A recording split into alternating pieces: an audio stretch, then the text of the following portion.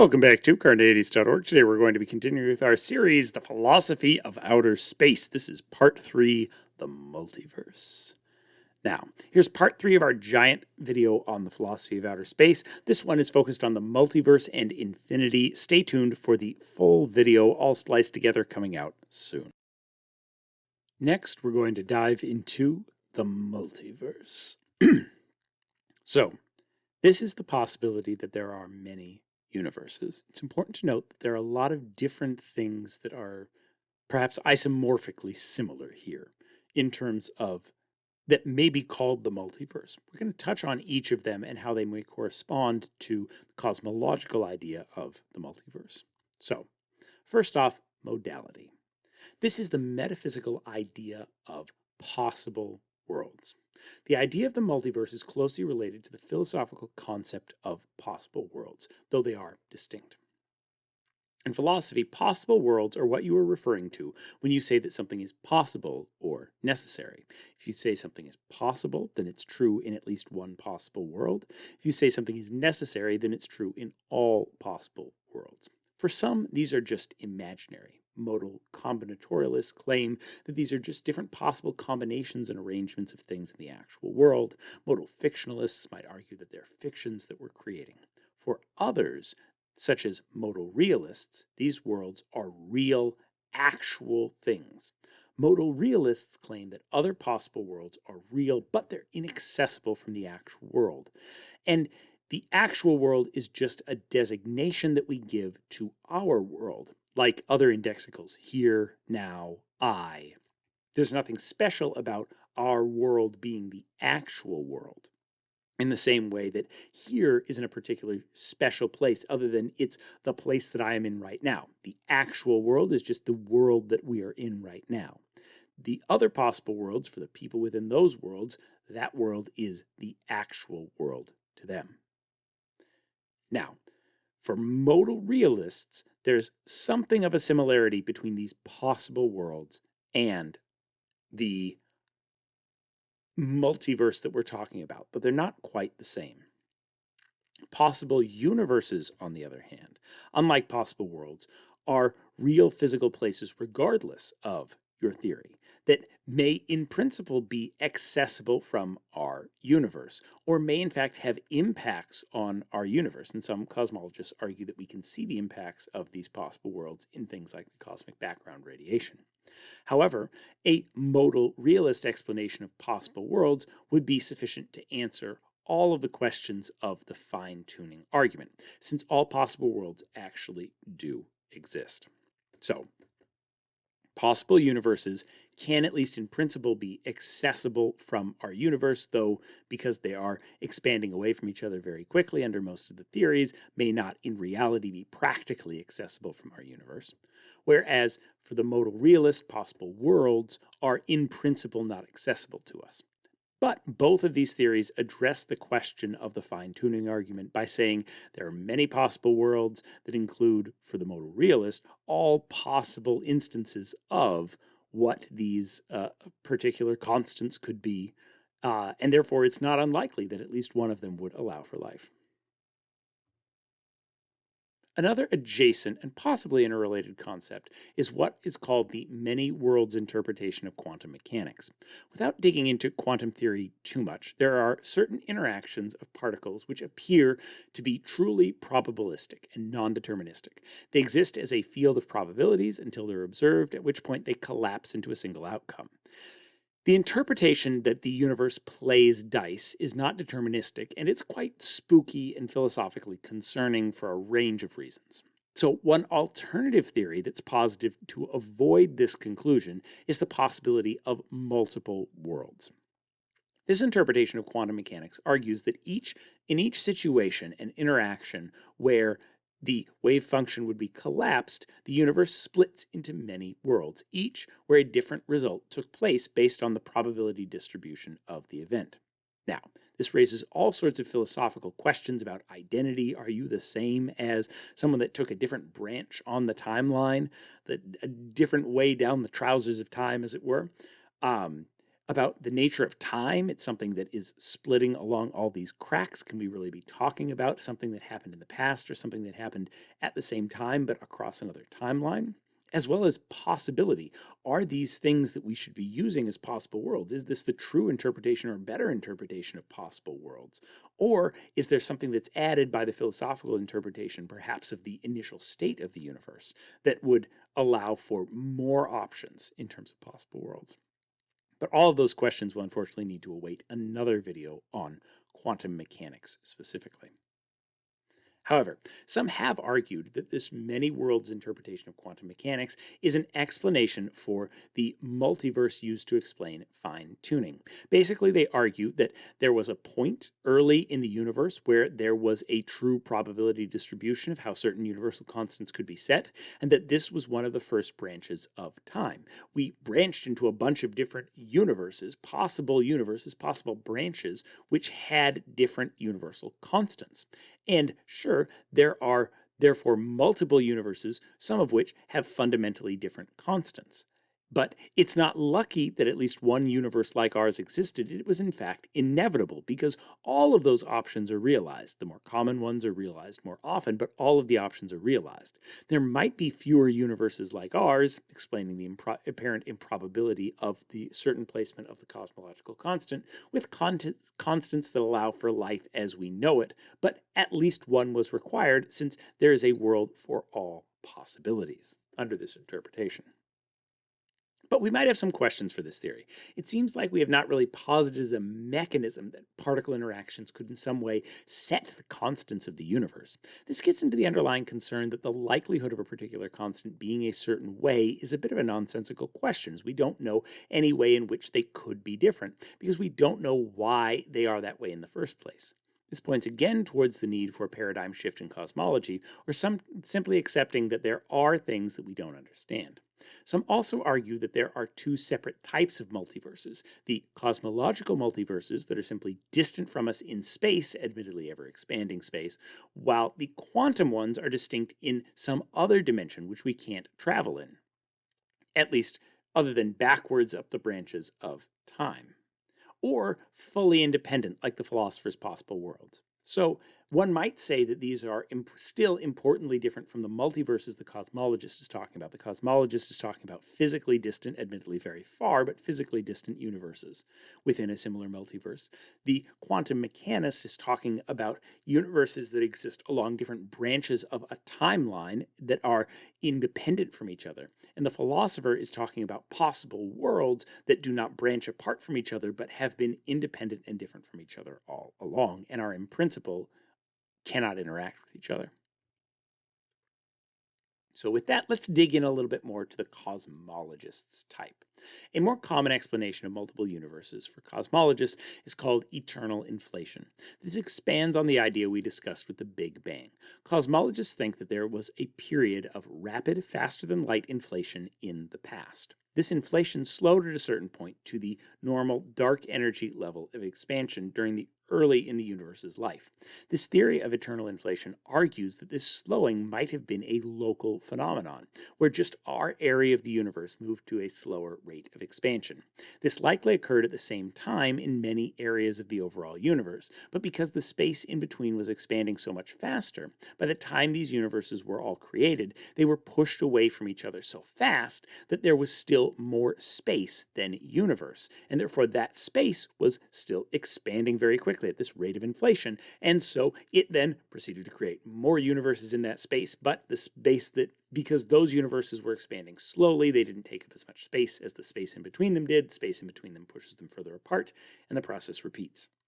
In other words, the Big Bang was just the beginning of our universe when it stopped inflating as rapidly, not at the beginning of the multiverse, which is creating new Big Bangs every second as the rest of space keeps inflating at this drastically rapid pace and pushing all these universes apart from each other.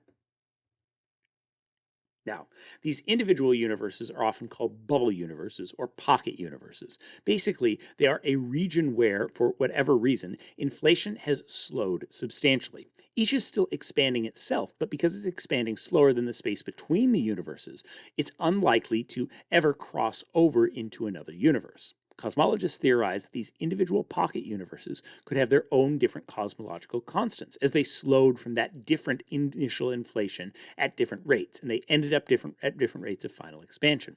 While our bubble universe has a low cosmological constant that is required for life like ours to form, that's not surprising since there are incomprehensible many pocket universes that are being created every single second. So it's likely that at least one that looks like ours would form. Now, some have combined this theory, with the anthropic principle to argue for a solution to the Fermi paradox, sometimes called the Youngness paradox, in contrast. This relies on the fact that since the number of pocket universes is increasing exponentially, you can think of it like this: the amount of space we started with was less. A number of universes got created. Those universes got pushed apart because of inflation, and so now we have a bunch more space. Sure, we create universes in that space, but there's still some space left over. That space increases even more, and so each round there are more and more universes created.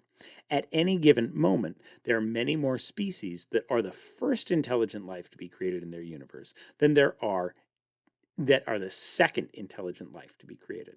Let's say, even imagining that there's the same rate of creation for any given set of intelligent life. Since it will take longer to get to the second type of life than the first, and there are so many more young pocket universes than older ones, we might imagine that universes in the first generation already have 3 or 4 types of life on different planets. But there are so many fewer of those universes than there are in the second generation that perhaps only have 2 types of life in existence. Or there are many fewer of those than there are in the third generation that perhaps have only 1 type of life. And so if we're saying which generation are we most likely to end up in, we're most likely to be in the third, because that's by far the largest. And so, or the most recent generation, which is by far the largest. And so we may think that there's a reason to think we are the first life to be created in a universe because we are more likely to be in a more recent situation. However, this is possibly unconvincing since it relies on this anthropic principle's weird treatment of probability and your own position within a probability distribution. It feels a little bit like the doomsday paradox, which is something we can get into in another video. Now, this is an especially speculative theory with little grounding in empirical evidence. Faster-than-light inflation has not been observed, just speculated about. So to speculate that this is not just something that happened at one point long ago in the past, like our standard model and the Big Bang Theory do, but rather that it is the primary state of the multiverse with no real empirical evidence, seems to stretch credulity to its breaking point. Now, some cosmologists argue that there is evidence for this interpretation in the cosmic background microwave radiation, in evidence of early pocket universes that might have formed next to our universe and therefore impacted the patterns of the background radiation. But at a certain point, one can find evidence for any theory by structuring it around the cosmic microwave background radiation and then building out from there. And so because it's our only observation we can base things on at a certain point, we start overfitting to that data set. We need to be able to do more experiments, which is inherently the problem of cosmology. Now, this brings us back to the central question of this video. Can cosmology really be considered a science? Perhaps some of the conclusions that we can draw about distant planets might at least seem quasi-scientific, but making suppositions about the multiverse seem wholly diverse from testable empirical science. That doesn't mean that it's not an interesting field to investigate or that we shouldn't investigate it, but rather that this might be better categorized as natural philosophy, the philosophy that we used before we had the scientific method, because we're not really testing any of these theories in a rigorous empirical way. Now, what is the danger of calling cosmology a science if it isn't quite one? Well, branding of the idea of science itself. If someone thinks that scientists are as confident about the multiverse as they are about the safety of vaccines, they might make choices that have real-world implications just because cosmologists aren't willing to admit that they have much less evidence or ability to test their theories than many other scientists do. So who knows? On the other side, perhaps the perception that science cannot answer all questions is a more dangerous view for the public to have of the field. And so cosmology, with its admittedly speculative answers to very deep and important questions, could actually improve the brand, on the other hand, when compared to other epistemic paradigms like religion, which claim to have answers to every question, even when they don't have strong evidence for them. So there's a question of this, but there's also a question of whether or not it can cut both ways. In the end, I'm a skeptic. I'm not certain that any of the claims of science are true.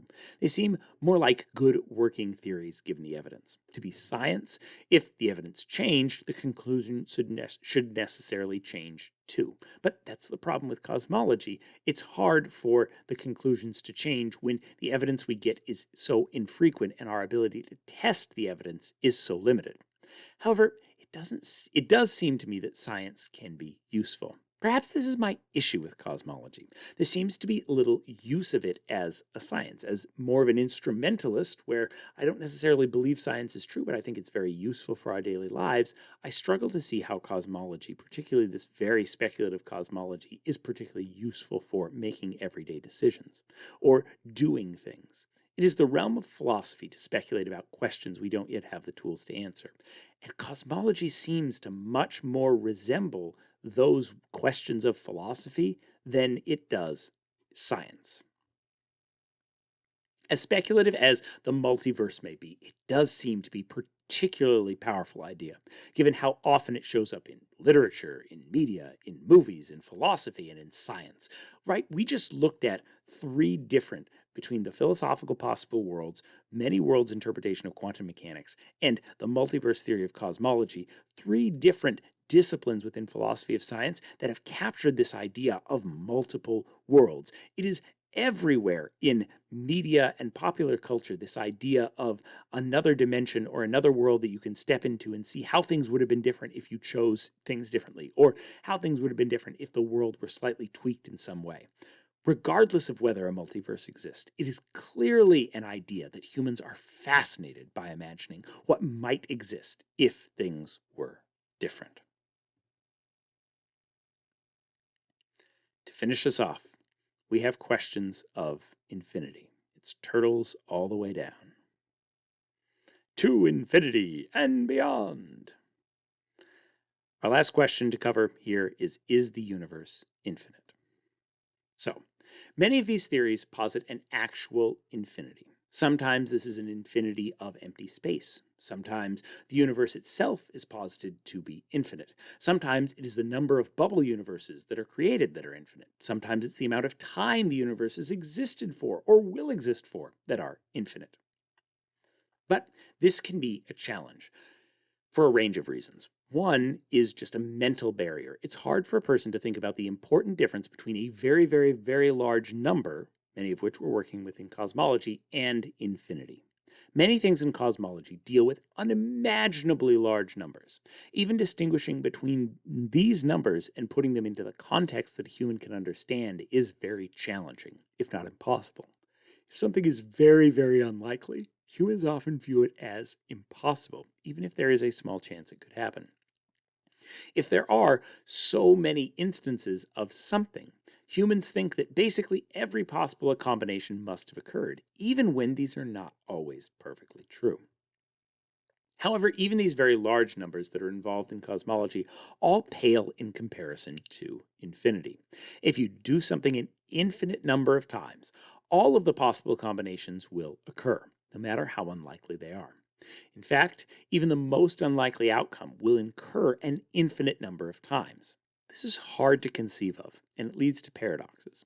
For example, if there are an infinite number of universes in a multiverse, not just unimaginably many, but truly infinite, then it is impossible for any universe to destroy the multiverse. It is impossible for there to be created a universe such that it destroys the multiverse. Since if it were possible, it would exist, and the multiverse would not, and everything would be destroyed. We wouldn't be here. This is why other versions of multiple worlds, such as modal realism, explicitly prescribe that interactions between the worlds are impossible. because it's very easy to imagine. If it were logically possible that someone could move between possible worlds, then there would be a possible world where someone moves between possible worlds and can visit any world they want. And therefore, we should have been visited by someone from another possible world. Since we haven't been visited by someone from another possible world, it must be logically impossible, if modal realism is true, that no one can visit someone from another possible world. These interactions have to be inherently forbidden for some reason.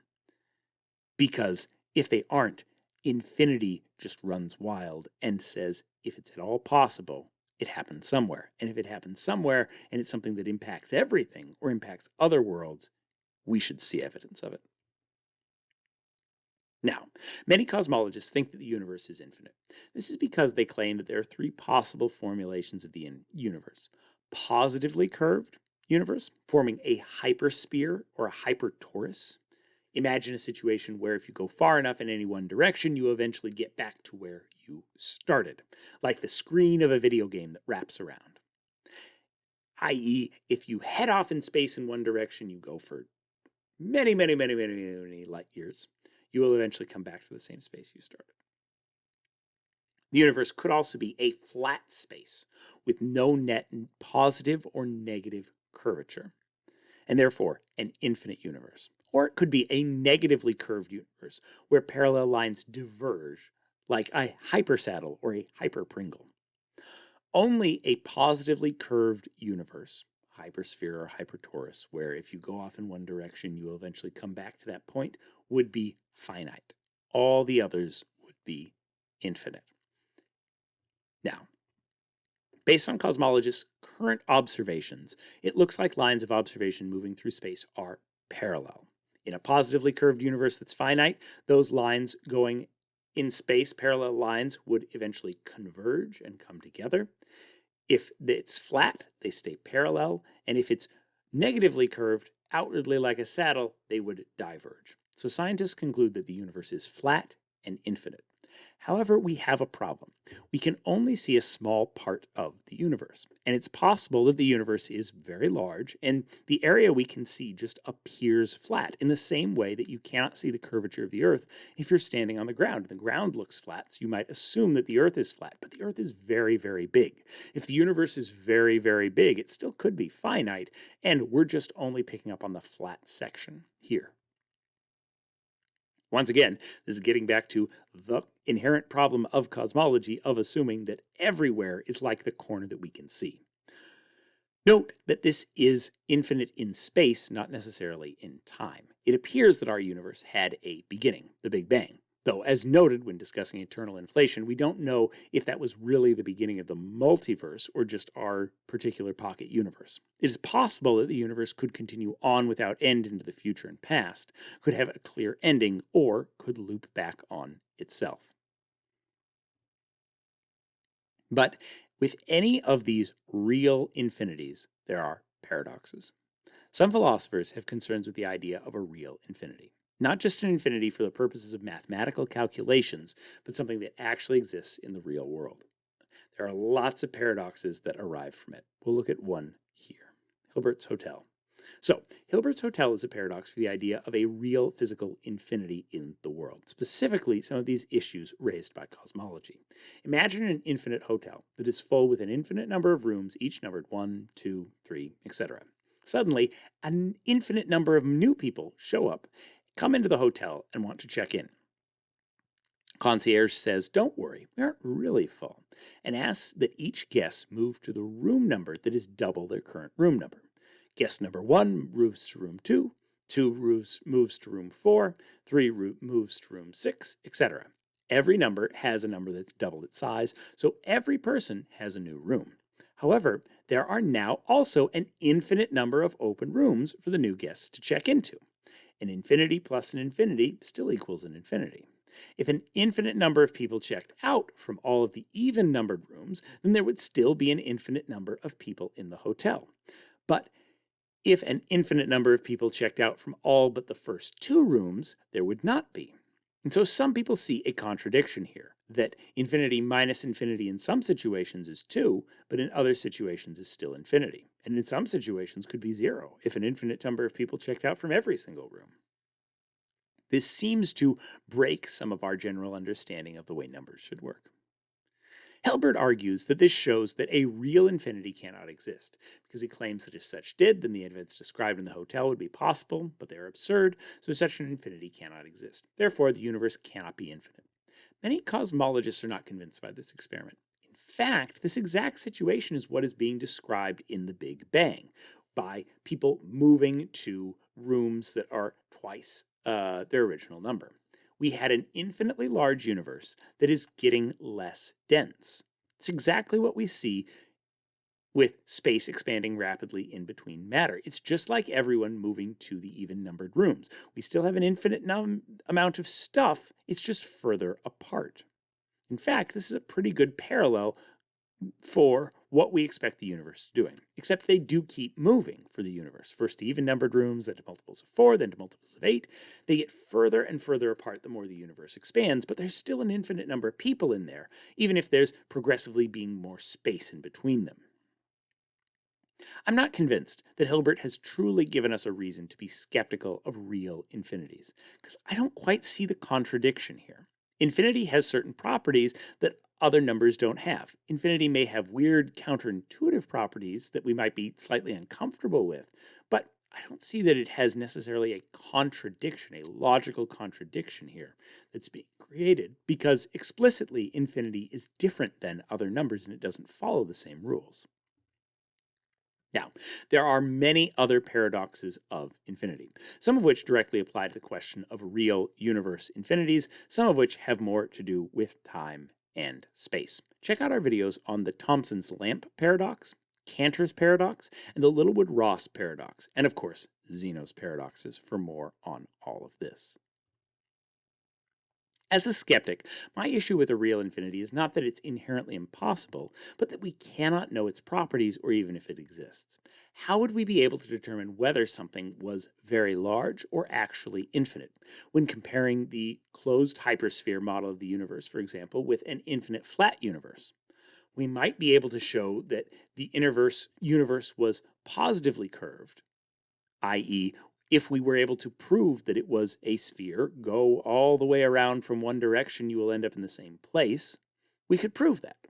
Or we could say that it is a positively curved hypersphere if it is very large, but we cannot say that it is certainly infinite. Think of it this way. As we get more and more universe in our observed radius, we can see further and further, and we can understand more and more about how the universe is behaving within that area.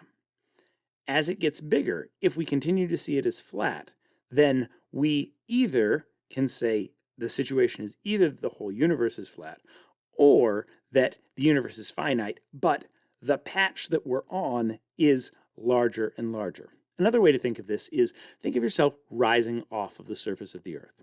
When you're standing on the surface of the Earth, you can't tell if the Earth is flat or if it's round.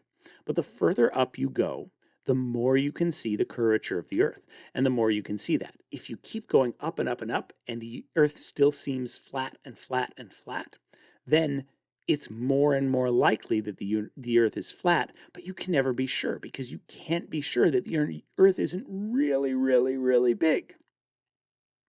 It's the same with the universe. We can never be certain that it's actually infinite, because the best we can do is say, well, if it wasn't infinite, it would be this big, or it could be infinite. We might be able to exclude small closed universes, but we can't affirmatively prove a infinite universe, whether it be flat or saddle-shaped. With that, here is the map of the philosophy of outer space. What do you think? Is the multiverse probable, or all the issues of cosmic fine-tuning argument addressed sufficiently by either modal realism or the many worlds interpretation of quantum mechanics? Is a real infinity actually possible? Could we ever prove it if it was? Leave your thoughts in the comments below. Watch this video and more here at Carneades.org, and stay skeptical, everybody.